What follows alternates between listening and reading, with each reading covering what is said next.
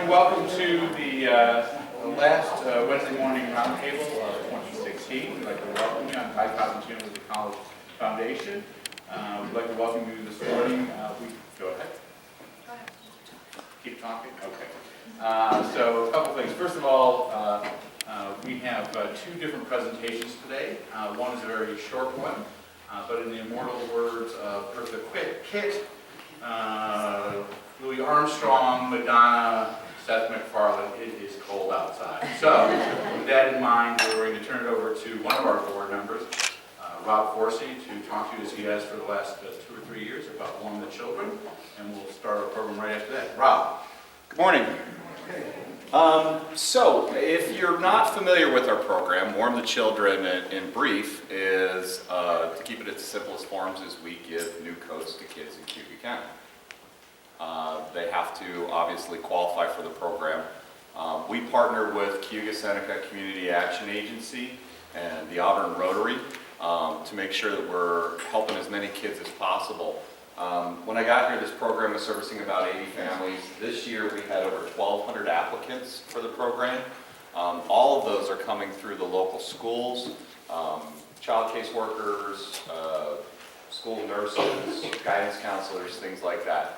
And you might say to yourself, you know, well, why this charity, or why should I help you folks out? There's a couple different things. One is this is for Cayuga County. This is only for Cayuga County. We haven't expanded. We do service kids anywhere from birth all the way up to 12 years old. And that's kind of an enlightening factor in itself. And we started it up to 12 last year. This year we also did boots, we did hats, we did gloves, we did jackets. Predominantly our promise is that we're going to make sure every kid gets a jacket. This year we also made sure every kid got hats and gloves. We had some boots that were left over that we got from our partner at Walmart, and we brought those in and they were gone within the first hour. Because as you can imagine, with 1,200 kids, they go quick. And it's one of those things where we try to match up things as much as possible. But in these very rooms, this one and the one next door, we have a distribution day, we call it, and it's really kind of a shopping day. And I would be more than happy if you're ever interested in coming down and seeing it. That day is probably one of the best days of the year for me.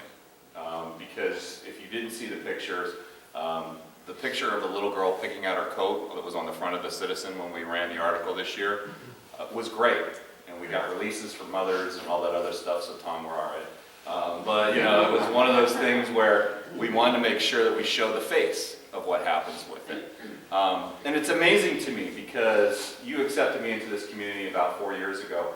And I've obviously embraced Auburn as quickly and as hard as I possibly can. And at 6'4", that's a pretty big hug that you give the community.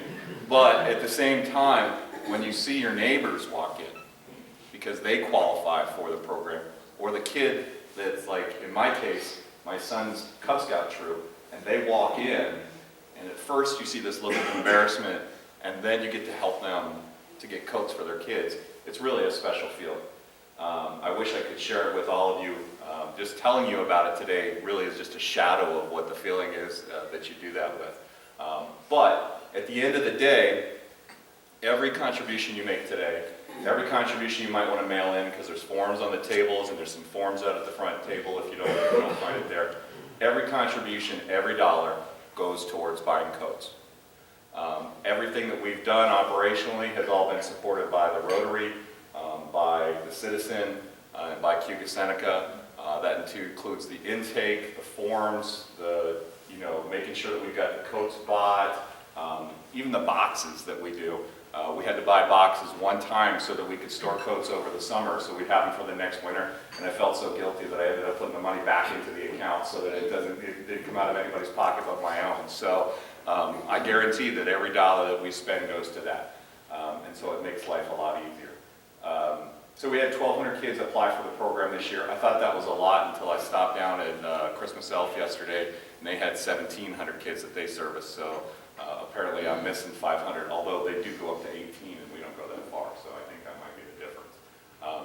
So I just wanted to share that with you folks today. I'd be more than happy to speak about it at greater length if you have any interest or having me come to your organization and talk about this stuff, or any of the meetings that you do. And on top of that, anything that you could really help us out with today, I think would be great.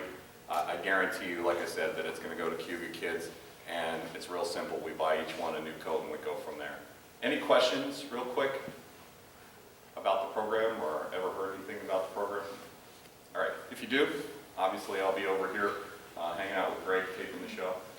But if there's anything else that you guys need or any other questions that you might have, I'd appreciate it. Any contributions you want to make today, if you give them to Jesse out at the table on your way out, or you can hand them to me, that'd be great when you just make out any checks to warm the children. All right? Thank you very much.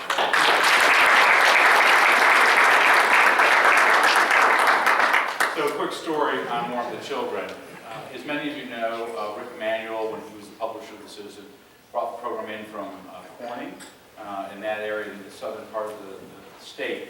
At that point, it used to be they used to give you vouchers. And when Rob Forsey came in, he kind of shook the whole program up and went to an idea that you would buy the coats at the end of the year or in January or February, and then store them for the year, and then have children come in here.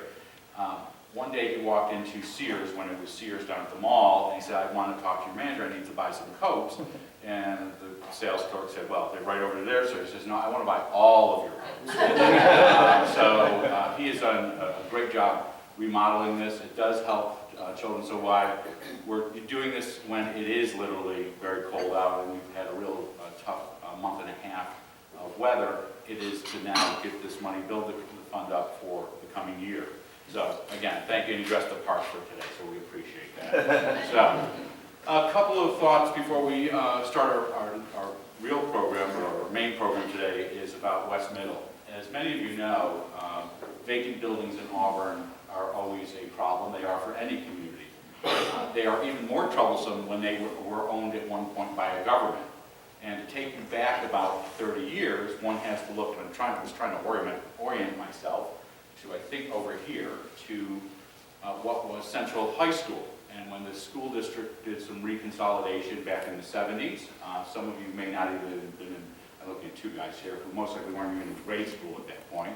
But at that point, the districts consolidated, and they had a building that they didn't know what they could do with. They tried to move it. Many of you remember that Ed Sales ran Merry-Go-Round Theater's programming out of that. It became dilapidated. You'd go in the halls, and there would be stuff, there's other words for it, in the hallway. The ceilings were peeling. And the district couldn't move it, the community couldn't move it, and it really took some really great investors. And I know we have Tom Gucci here back there, who I'm, if you don't have a vision and you don't have investors, it's tough to deal with a project. So when a district goes through, or any government organization goes through and tries to get rid of buildings, it's always a challenge. And so Auburn also went through this. Auburn School District went through this again about 30 years later with what was occurring with West Middle School, which was West High School before that, then West Middle. And because of state cuts, and we're not blaming Gary Finch because he was not part of this. Oh, I just want to pick on him. He came in here, he says, it was, part of it is the state budget. There was some reductions done by the Patterson administration, and that went on and made it tough for districts like Auburn to maintain what they had and also to deal with demographics. But J.D. Pavis and other members of the school district had to make some tough decisions. By the way, not always popular decisions, and for some, why that building versus east where you could sell it to the college? And I know Dr. Durant's not here, and he's like, we don't need any more property right now. Why did you do that versus a building that you just put some money in? So with that, the district has worked very hard over the last couple of years to find a partner so they did not get into a Central High School scenario where they had to maintain it, where there are liability issues that go along with that.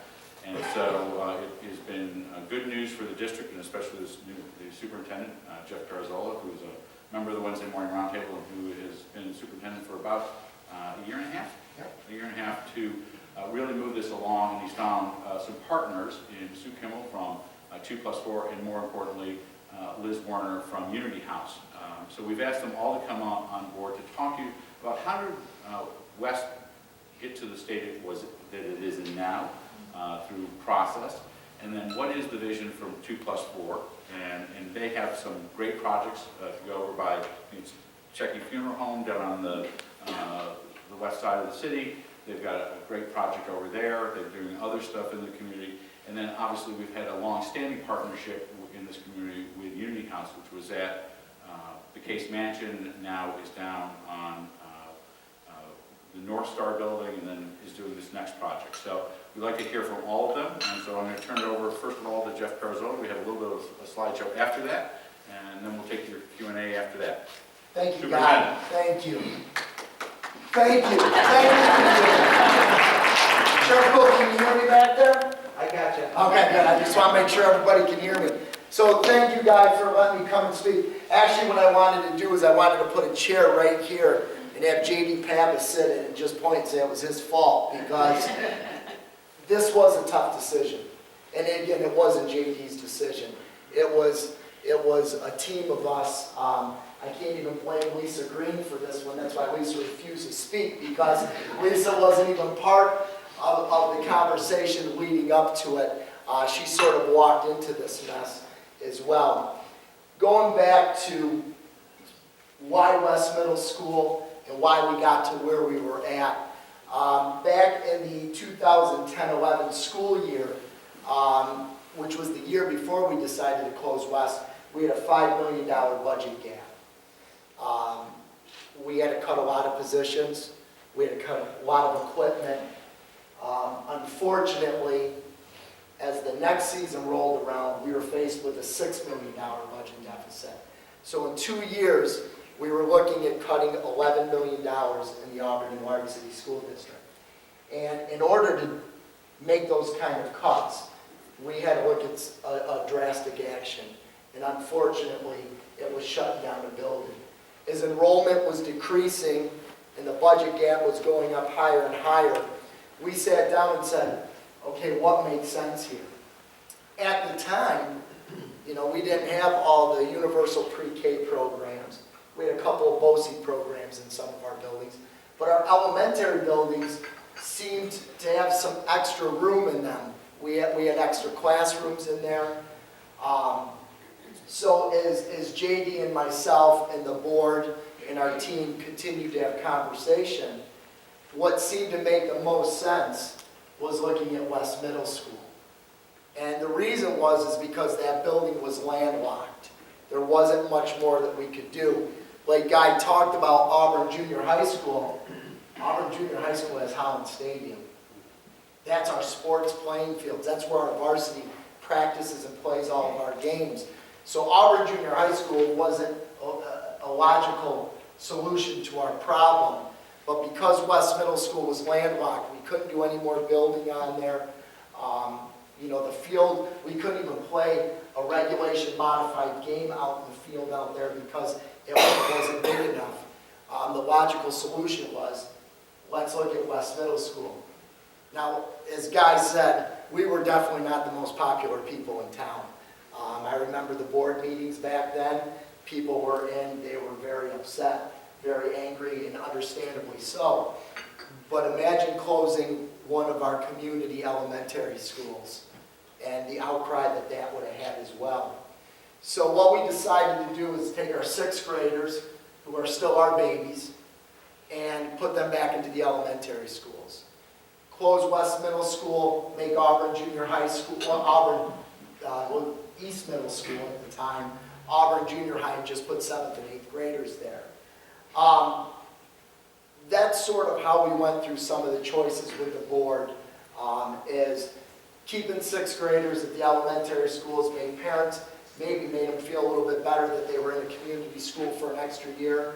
Mixing 6th graders with 8th graders sometimes isn't the best solution either. 8th graders, those 8th grade boys looking at those 6th grade girls, I didn't always like that idea either. So that also made me feel a little bit better, splitting those 6th graders up from the 8th graders.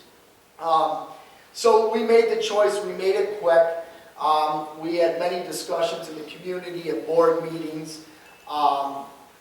So what happened at the time when we closed? That year, by closing West Middle School, we saved $1.6 million. We still had a $6 million budget deficit, but by closing West, automatically saved us $1.6 million. That year, we were able to cut 31 positions by closing that building alone. And how does that happen? Well, you don't need a principal, you don't need the assistant principal, you don't need the nurse, the custodians, you know, you're losing phys ed, art, music. So it's a lot easier to cut more positions that way by closing a building than it is to go district-wide. If we didn't close a building, we would have to cut so many teachers that we would have probably had class sizes of around 35 in the elementary buildings. But by closing the building, it allowed us to cut evenly throughout the district. We still had our 7th and 8th grade teachers that went to the junior high, but we did have to lay off a bunch of 7th and 8th grade teachers. 6th grade teachers went back into the elementary schools. So it was more of an even cut. That year alone, though, we did cut 56 positions. So we cut 56 positions. We still had to use $3 million out of our reserves in order to balance our budget that year. But with the decreasing enrollment numbers, with where we were financially, it seemed like the only viable solution that we had was to close the building, to be fiscally responsible to the community as well. So after we made that popular choice to close West Middle School, now what we said is we can't leave that building vacant. We've got to go out, we've got to find a way to get somebody to invest and buy this building. Because again, like Guy said, we don't want vacant buildings laying around Auburn. So that's when the work started. I remember Tom came, I walked around with Tom, Larry, Garuccio, and myself walked around. We walked around with many people trying to sell. We really wanted to gear that towards education. And then we talked about, well, maybe we could make it a community building where we could have a doctor's office, dentist office. We could have a one-stop shop at West Middle School.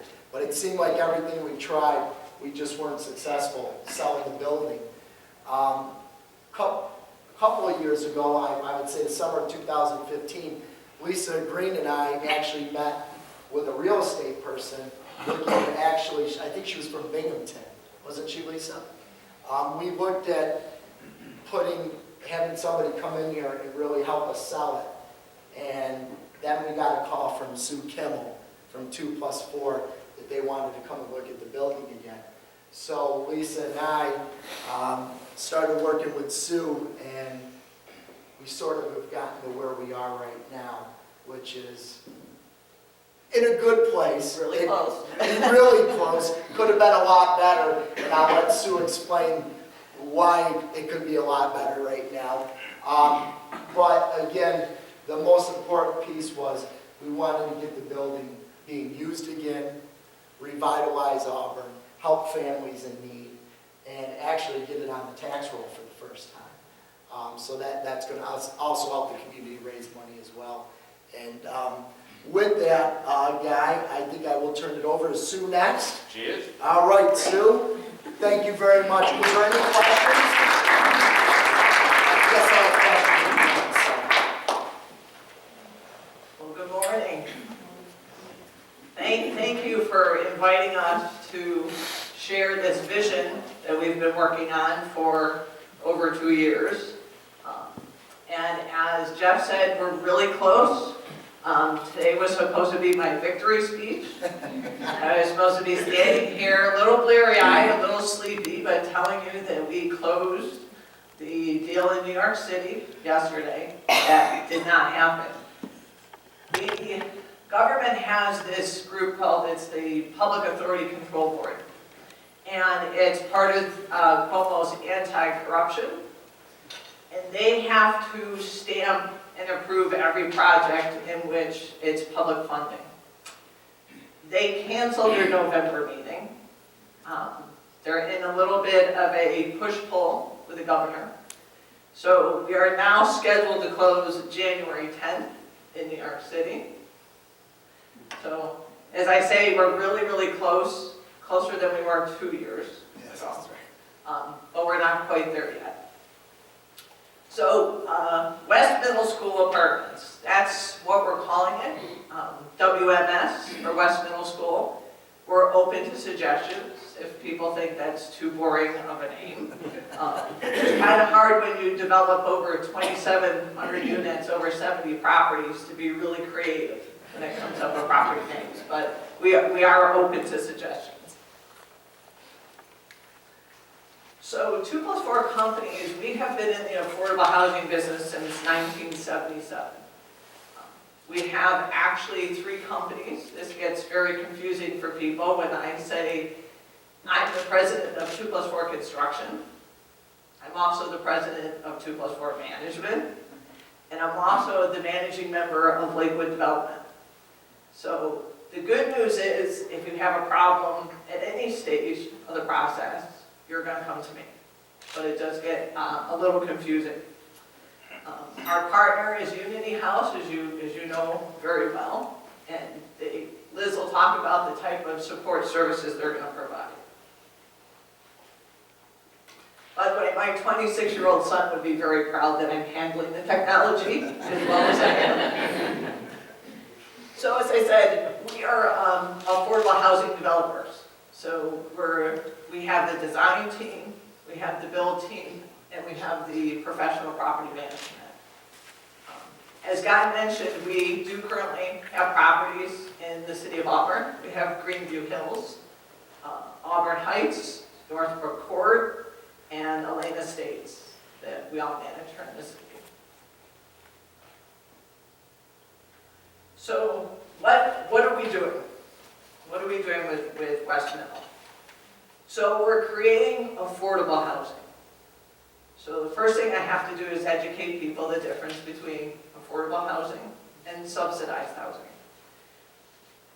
Subsidized housing means that the tenant is paying 30% of their rent towards income and utilities, and that some government entity, be it HUD, be it rural development, is providing the rent, the balance of the rent. That's not what West Middle School is. West Middle School is affordable housing, meaning that every single tenant has to be able to afford to pay the rent. There is no rental subsidy. The way that we're able to keep our rents below market and affordable to our income group is through a 1% interest-only mortgage. So our mortgage rates are reduced and subsidized by the state of New York. But there's no rent subsidy. You know, a lot of times I go before a school board or a planning board, and they say, well, this is public housing. This is Section 8. This is not public housing. This is a privately owned. Unity House and I will own the building upon completion. But it's not, the rents are not subsidized. So how many units? We are going to convert the building to 59 total units, 48 one-bedroom, and 11 two-bedroom. So the first question everybody says, well, this must be senior housing because because they're all one-bedrooms. No, this is not an age-restricted property. One of the things we heard in our discussions with various members of the community is you have a homeless problem because you have single men and women who work but can't get enough hours to be able to afford an apartment. So by not age restricting these units, we're hoping to help alleviate some of that working homeless problem that the city of Auburn sees. It is income restricted. These are the income limits for a 1, 2, and a 3 person. They do change annually. And so they will be at the time the building actually is placed in service, which we hope, again, will be February of 2018, that they'll be available for occupancy.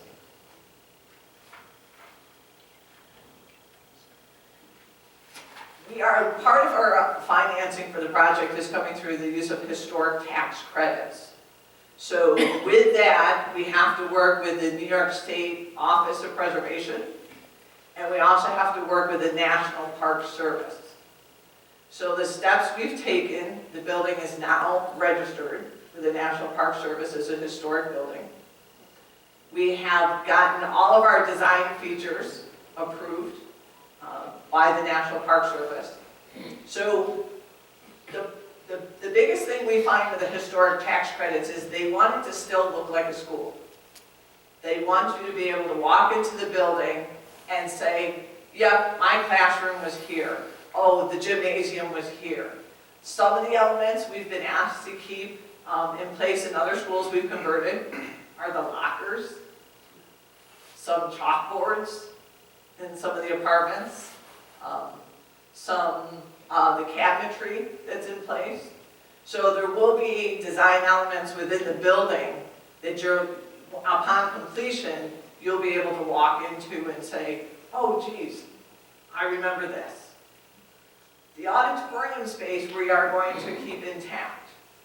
It will be totally separated from the residential, so you won't be able to walk between the two, but it will continue to be available to the community. One of the things when we were talking with Lisa and Jeff, they were very concerned that that space would remain for the community, that the community would be able to have a place like that to rent out fairly cheaply on an ongoing basis. So we're happy to say that the auditorium is going to stay as is.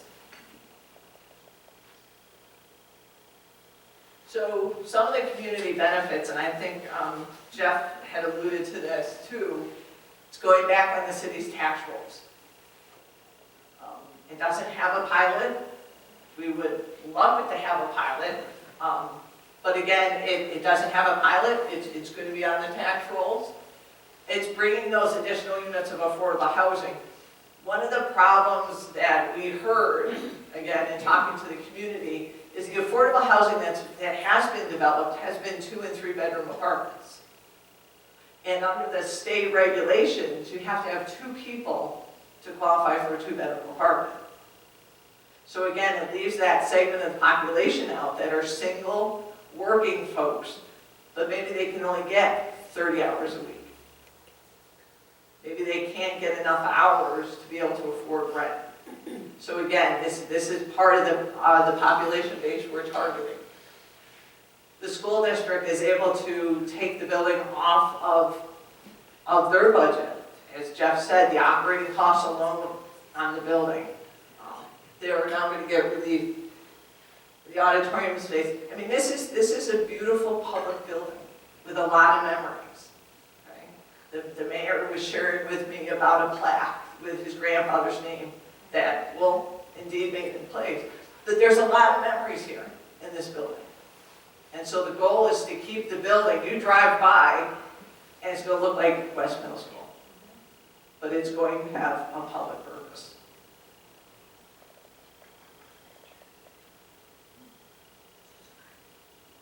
Oh, some of my slides got lost. Unfortunately, I did have a few more slides that just showed some of the schools. This will be the 7th school conversion that our team has done. It'll be the 3rd school conversion using historic tax credits.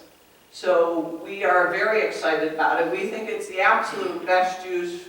It's a win-win for the school, for the city, and for us to be able to bring this project.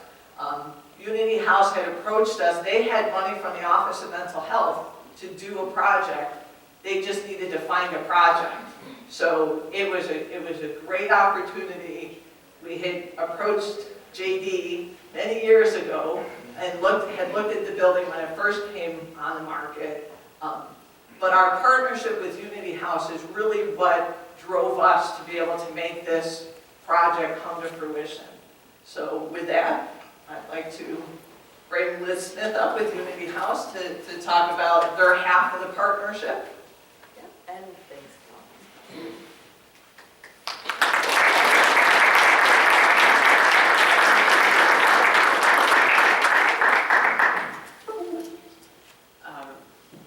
I'm not one for technology. I rely on everybody at the agency, so just bear with me.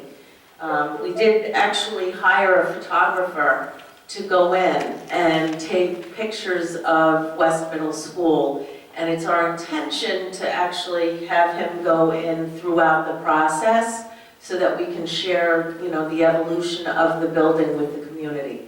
So with that, I'm Liz Smith. I'm the executive director at Unity House. I've worked at Unity House now for 22 years. In that time, we've grown tremendously. For those of you who don't know who we are a nonprofit. We provide housing and residential services to people with disabilities, and we serve 3 different disability groups. We serve people with intellectual developmental disabilities, we serve people with psychiatric disabilities, and this program or this housing project is really geared towards those individuals. And we also serve people who are in recovery from drug and alcohol dependency. We have approximately 425 employees at our agency. Our operating budget at this point is about $19 million. So, good. Sorry, Liz. So, and those have just scrolled. Yes. So anyway, back in 2014, there was an RFP that was put out through the Office of Mental Health. It was for what we call supported housing beds for people with psychiatric disabilities. And we were awarded 15 beds. The caveat to that application was that we had to partner with an affordable housing developer. And it was going to be a much bigger project than simply the 15 beds. We originally went actually to Stephanie Hutchinson at Auburn Housing Authority. We actually went through West Middle, tried to crunch the numbers. We just couldn't seem to make the project work. So she said, lucky for Unity House, she said, Sue Kimmel at 2+4 has a shovel-ready project. Go to her. So I called her up, and I think we had a meeting within 48 hours. That original project was slated for Cottage Street. It didn't go through for a host of reasons, so we were back at West Middle. And went through West Middle and started talking with the school district about it. So that's how we came to be where we are. It feels like it's been forever with this project. It's like 3 years now that we're going on. But anyway, let me talk to you a little bit about housing for people with psychiatric disabilities. We actually, as an organization, provide a continuum of housing. So what does that mean? It means that we have certified housing, and some of our certified housing is staffed 24 hours a day, 7 days a week. And typically, the people that are living in that residential setting are the people who are still somewhat fragile. They may be coming out of a hospital, whether it's the local behavioral health unit, whether it is a state-operated psychiatric hospital. But their needs are more complex, and they need the oversight of staff 24/7. Once we're able to get somebody to a point where they feel stable, and they feel like they're ready to perhaps engage more in the community independently, we then provide apartments, certified apartments. And again, with this particular model, you have staff pretty much going in and out of there on a daily basis, making sure that they're doing things like taking their medications, attending programs, perhaps getting involved in school, and trying to really reintegrate back into the community. And then for those who maybe their needs are less complex, or maybe for those who don't really want to engage in a program like the certified residential housing is, we have what we call supported housing. And supported housing is it's a really wonderful, wonderful housing model. And what I mean by that is that the individuals have their own apartment or their own home. And the rent, they pay, it's in their name, it's not in Unity House's name. They can pick where they want to live. We may support them in terms of helping them find a place to live at, but it is their home. And we help provide a stipend. So in this case, Sue was talking about it being affordable housing at West Middle School. For the 15 supported housing beds that we have, we pay, the individual is expected to pay 30% of the rent, but Unity House, through the grant with the Office of Mental Health, will be able to offset that. So they'll get a stipend from us. In addition to helping them pay for their rent, we will have what we call senior counselors, and those senior counselors work with the individual. Again, it's a safety net, and it's making sure that they're able to maintain their apartment. It may be helping with money management. It could be, helping them with referrals and linkages to other supports and services in the community. And it's just to make sure that they're able to maintain and to help them avoid any kind of hospitalization or any kind of inpatient stay. So that's pretty much what we'll be doing at the West Middle. There is also some unused space, about 7,000 square feet, which cannot be converted into apartments because you have to have two means of egress, and in this particular space, you're not able to do that. So we will be rehabbing that space and turning it into admin. So there'll be a presence in the building as well. So not only will there be the program that we help support the individuals, but there'll be an administrative presence in the building as well. So that is what we're planning on doing. We got our fingers crossed that this will actually go to closing in January. Sue tells me once we go to closing and they start, it should take a year, right? I can't believe you're going to convert a school into apartments in a year. So, hopefully next year at this time we'll be standing up there and showing them perhaps slides of the conversion itself. So that's my spiel, and I guess I'll hand back over to Guy. Thanks.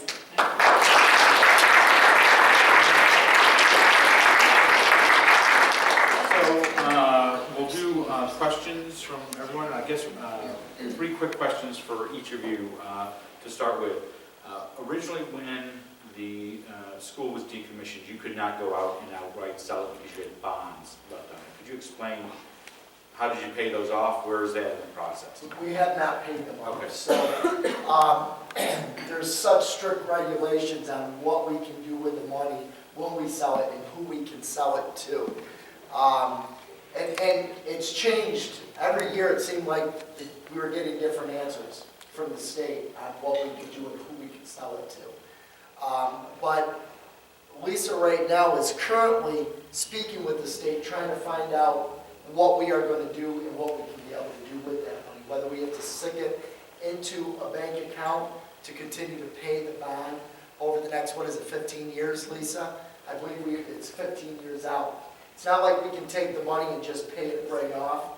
We still have to go through the process of what it is.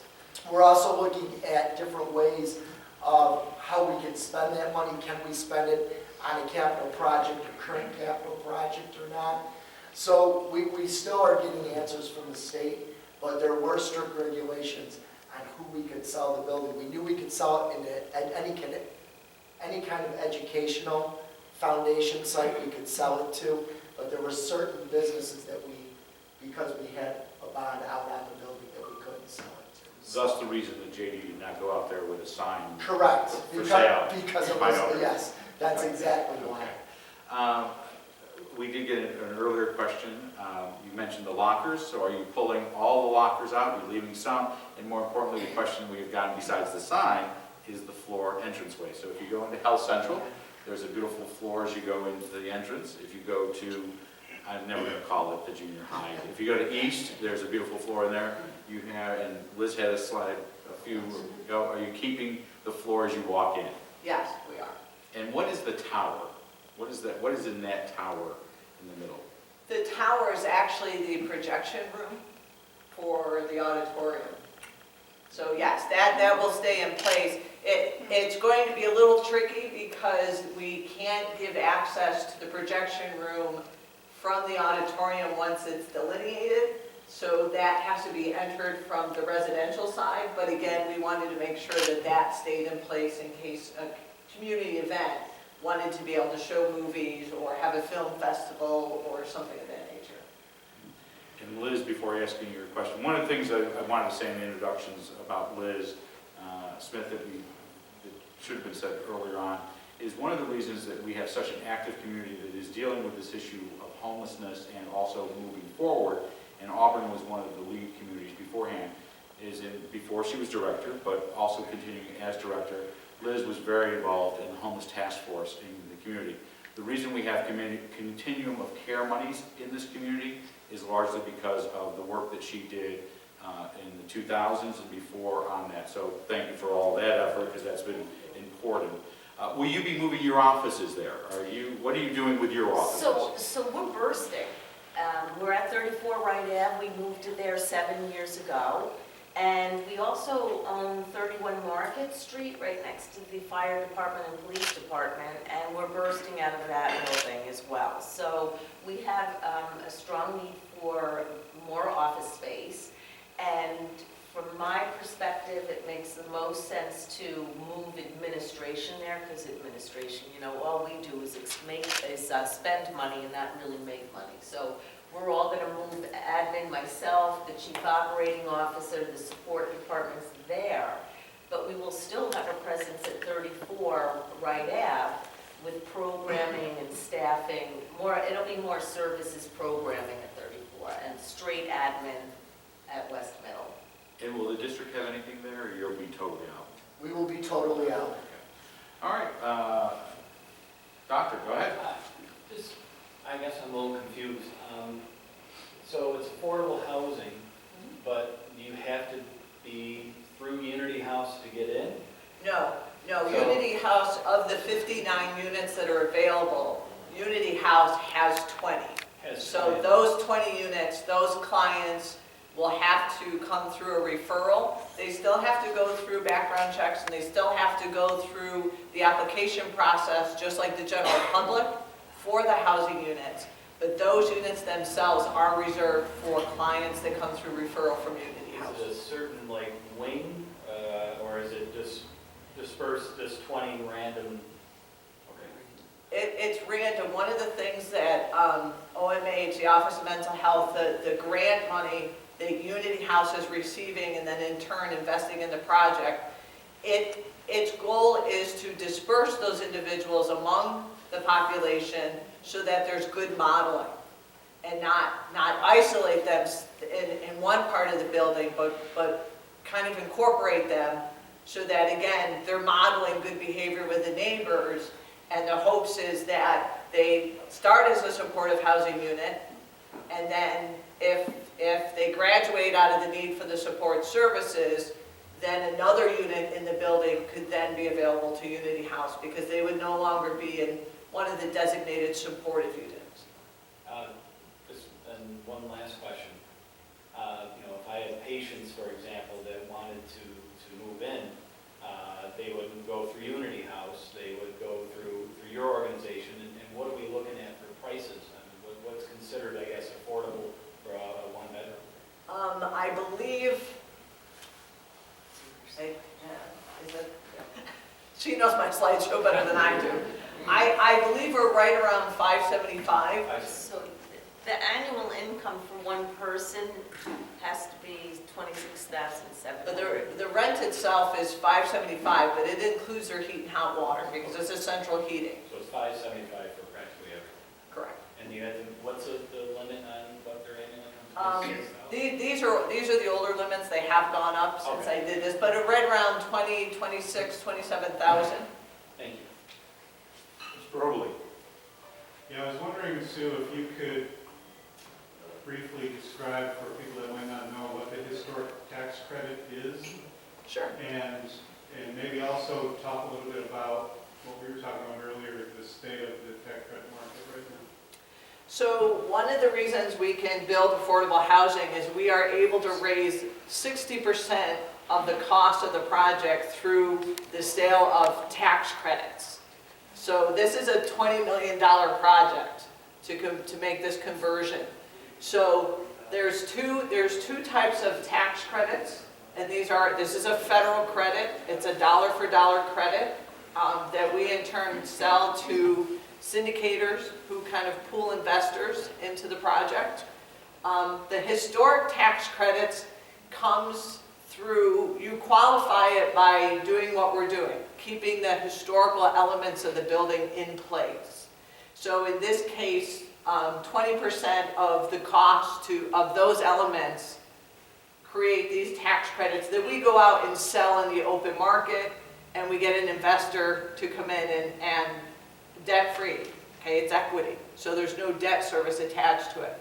The other tax credit is the low-income housing tax credit, and that's what creates the need to keep those incomes at the level that they're at. It's part of the program restriction.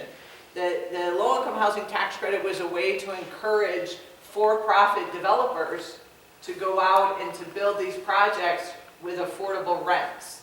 Because otherwise, you know, at 575, we're just covering building costs. We're not really making a profit. What has gotten us a little nervous about the timing of the closing is with the presidential results, the presidential election the way that it is, there's anticipation that once Trump is in office that he's going to roll back some of the tax percentages. So if a corporation is paying less in tax, then there's less of a market for the tax credits. We're anticipating, right now we have a commitment to buy the credit for $1, both the historic and the low income for $1 for every $1 of credit. After the newly elected Trump takes office, we're anticipating that credit price to drop to below 90 cents, somewhere to 80, 89. So you can imagine what that does for me in my financing package.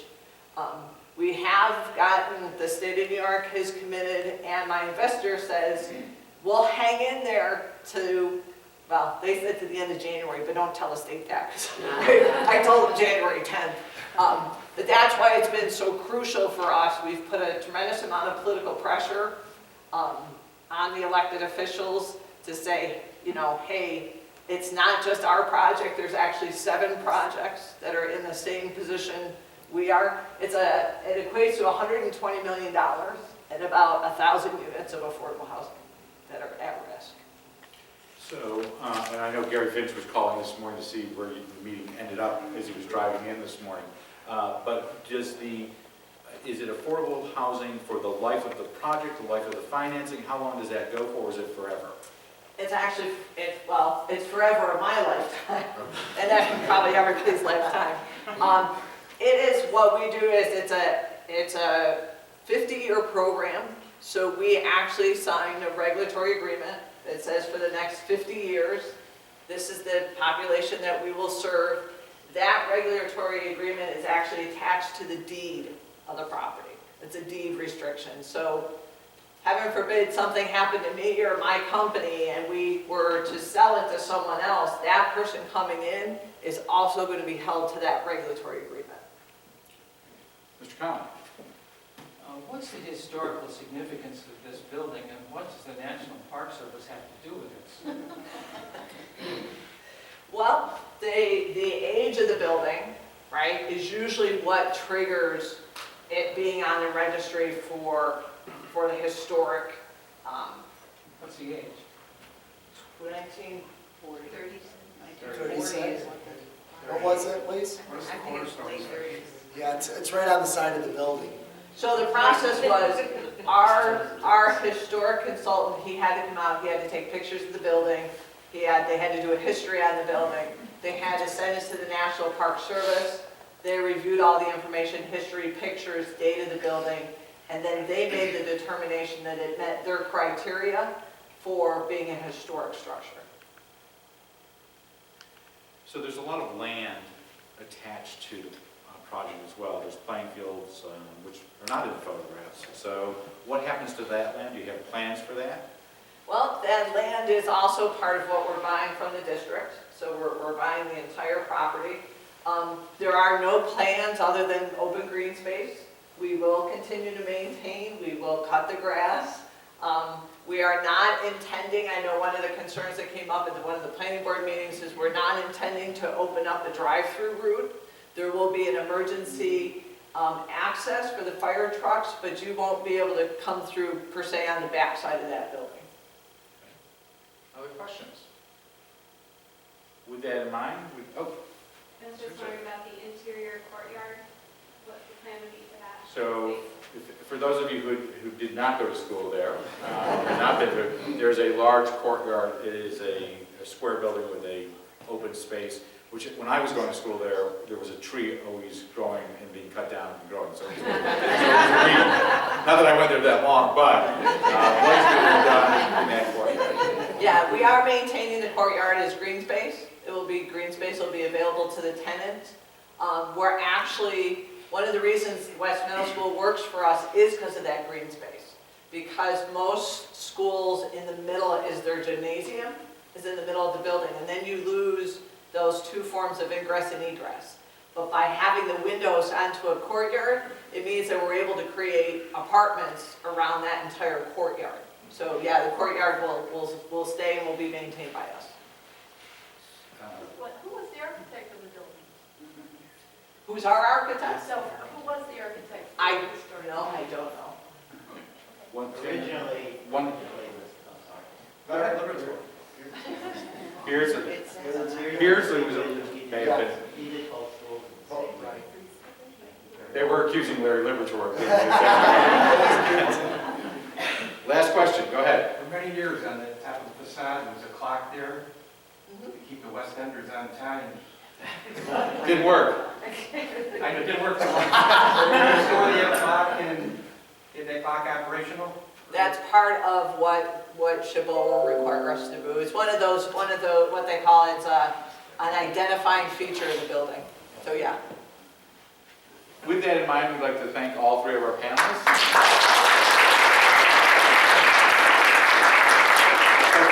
So here's a thought that we'll take back to the Wednesday morning roundtable group. If you're open a year and 12 months or 14 months from now, maybe we can do our event down there, and there's some, so you give us the nickel tour at that point. So it's not, you won't tell the Hilton.